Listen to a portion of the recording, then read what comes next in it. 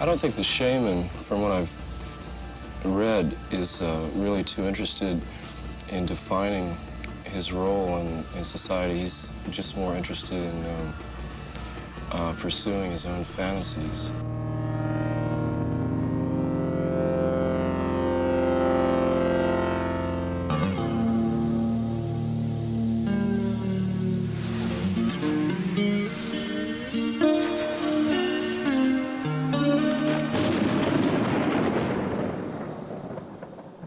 The ghosts of the Indians jumped into his mind. He really believed that that happened.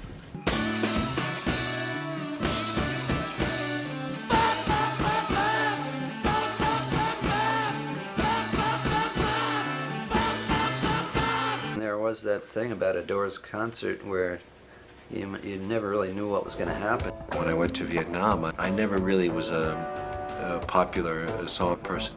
The Doors came on about for us in Vietnam, early '68 is when I first heard it. That first album was a blow album. It was just, people just sat up and listened, and he was shocking and primitive. There was such an imbalance at the time of, of the goody-goody kind of stuff that was flower power, that there was a need for something like the Doors at the time, and we filled it. Try to set the night on fire. They had to drag me back. The MPs came to get me, and they dragged me back to Vietnam, and they sent me back to Vietnam. So at that point, anything went, and that was that go for broke attitude is what characterized Morrison. He just caught a moment. When I came back from Vietnam, I was mesmerized by Morrison, and I wrote Break, screenplay. My first screenplay, which was the basis many years later of Platoon, was called Break, and it was a fantasy, surreal, set in Vietnam, depicting imagery created by Morrison in his songs. I sent it out to him with the idea that he would play the role. For a long time, I was always the one that was against doing a Doors movie, because I never thought anybody could do it justice. The film got started under very difficult circumstances. I never wanted there to be a Doors movie. I put a curse on it. And you can scoff all you like, but the fact remains that for 20 years, there wasn't. The Doors, as you know, had a complicated history. And I never thought I'd direct this movie. It was just a movie that was around. One of those pain-in-the-ass movies where there's 14 producers, 6 owners of the material. There's no way you're going to ever make that movie. Serious, legal, emotional, spiritual battles with the estate, with the band, with many, many, many companies. Ray Manzarek, who's been perhaps the chief enemy of this film, took an unnatural dislike to the script early on, and was very destructive to me and hated me. Morrison's father was too, and Morrison came from that world. His dad was a male authority figure. He was an admiral in the Navy, and you got to remember that about Jim Morrison. Never thought we could find anybody to play Jim. When you stray. I first met Val, I didn't think he was right at all. I mean, he didn't look like Jim, didn't talk like him or nothing, And then he showed me this clip that he had done, a little demo. He actually had a little Doors band that he had played with, I guess, at some clubs or something. And they were really good. I mean, he was really good, yeah. I guess he grew his hair long and stuff, and that pretty much convinced me.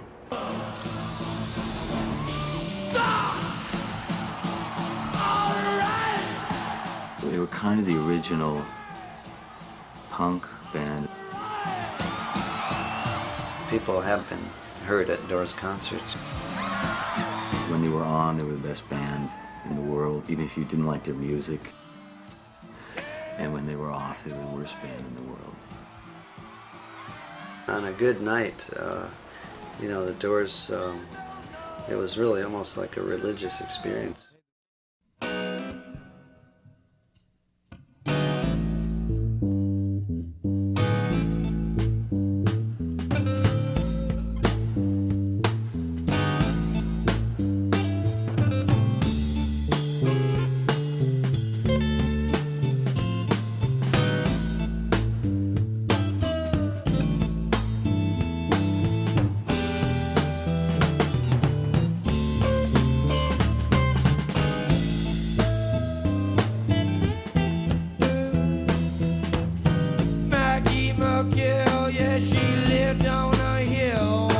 Her daddy got drunk and he left her no will, so she went down to Tangy Town.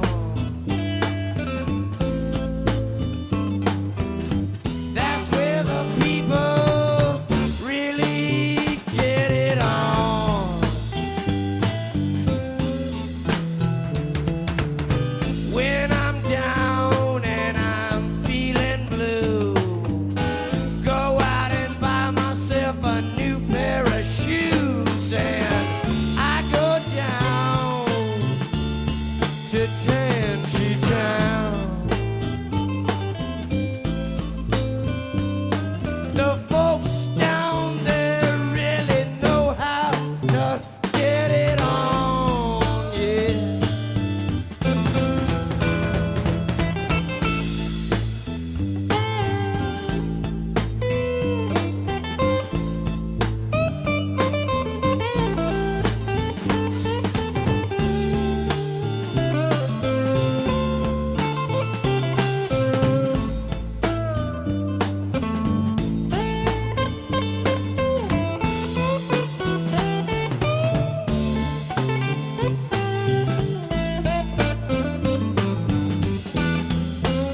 So if you're ever sad and feeling blue, go out and buy a new pair of shoes and get yourself down to Tangy Town.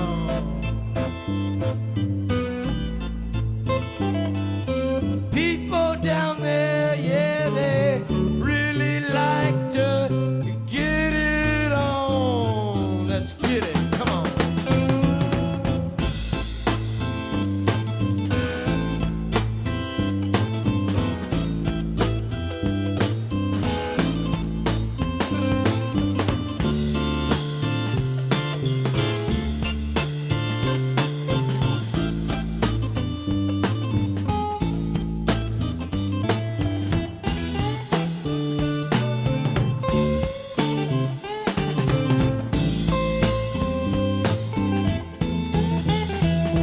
Meet Miss Maggie M'Gill, who lived on the hill. Her daddy got drunk and left her no will, so she went down to Tangy Town. That's where the people know how to get it on. One more time.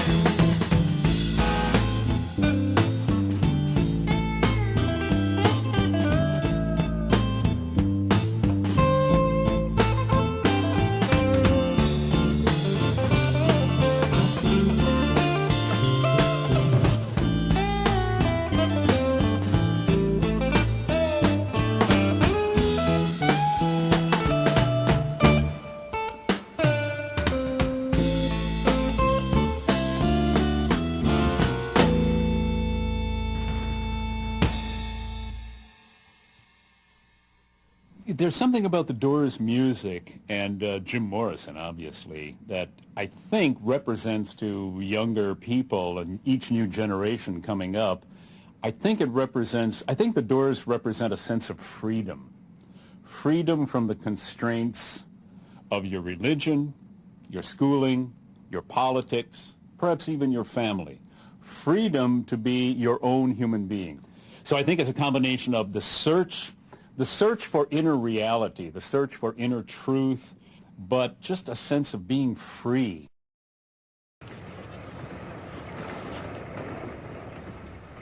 Hey, look at the talent. Let's give him a pull. Should I? Aye, but don't rush. None of your 5-bar gate jumps and over sort of stuff. What's that supposed to mean? I don't know. I thought it just sounded distinguished, like. George Harrison, the scars of distinction. Excuse me, madam. Excuse me, but these young men I'm sitting with wondered if two of us could come over and join you. I'd actually myself, only I'm shy. I'm sorry, miss. You mustn't fraternize with meat prisoners. Prisoners? Convict in transit. Typical old lads, the lot of them. You are? You are? Get out, ladies! Get out while you can!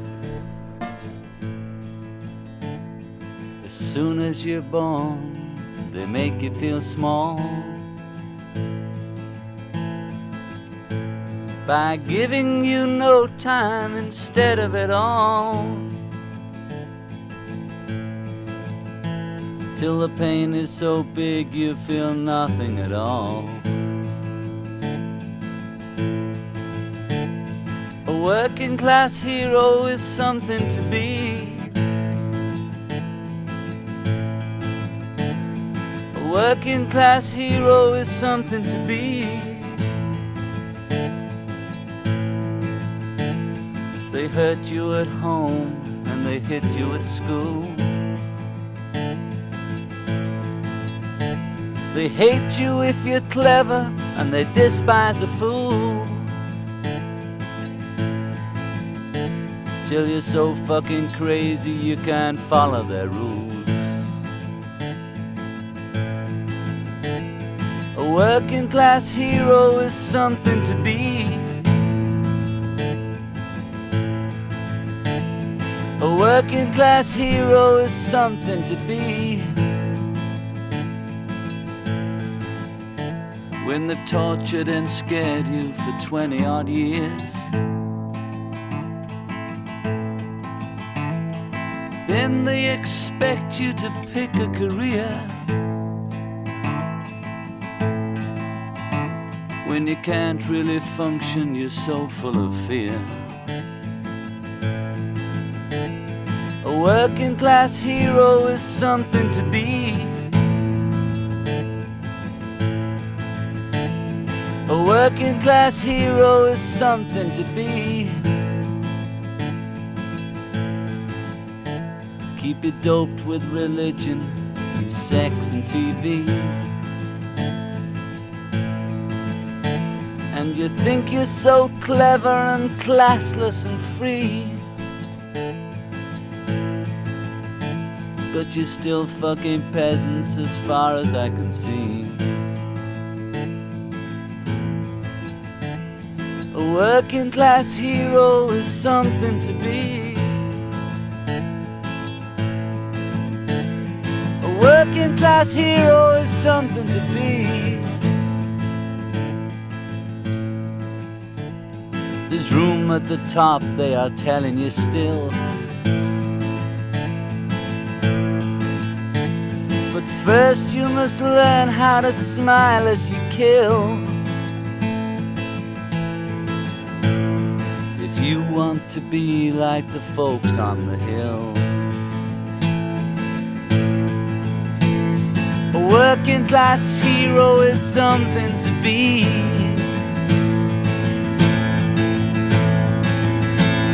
A working class hero is something to be. If you want to be a hero, well, just follow me. If you want to be a hero, well, just follow me.